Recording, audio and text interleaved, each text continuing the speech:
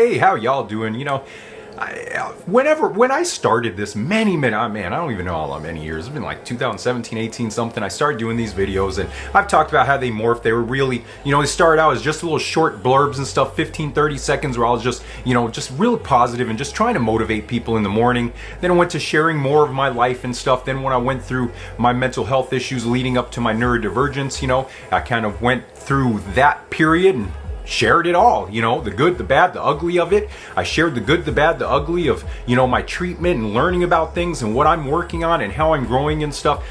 I said a long time ago, that I would always be authentic. I would always be transparent. I would always be vulnerable. I would always be honest in these videos and stuff. And that's what I try to do and stuff. And, now I don't talk as much about bad things per se in my life because there isn't as many bad things in my life. That isn't to say my life is perfect, but in the past I had that mentality of 2 steps forward, 1 steps back, that on the other side of something good happening to me, something bad's gonna happen. I always had that dread and stuff. And I think of scripture and stuff, where it talks about the story of Job, and it says, the things he feared the most happened to him.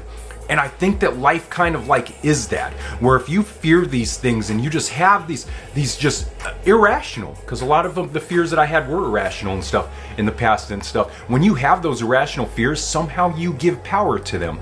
It talks about another part in scripture, about creation, how we are all little gods and we create those things around us. And if you think about how when we give inanimate objects names and we actually project a soul, if you will, onto inanimate objects or even onto our pets and stuff that are animals, we create things out there and we give life to things out there.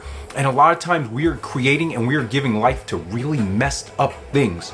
I learned that stuff the hard way. So I just hope other people learn this, not the hard way, but kind of learn it from different people like me sharing these things and stuff. That being positive about stuff isn't going to make everything perfect. It's not. Being positive isn't necessarily going to frickin' put a bunch of money in your bank account or anything like that. But the thing is, there are things that it does do in your life, and it changes a lot of the negativity that you have in your life. And a lot of times that negativity is what's holding you prisoner.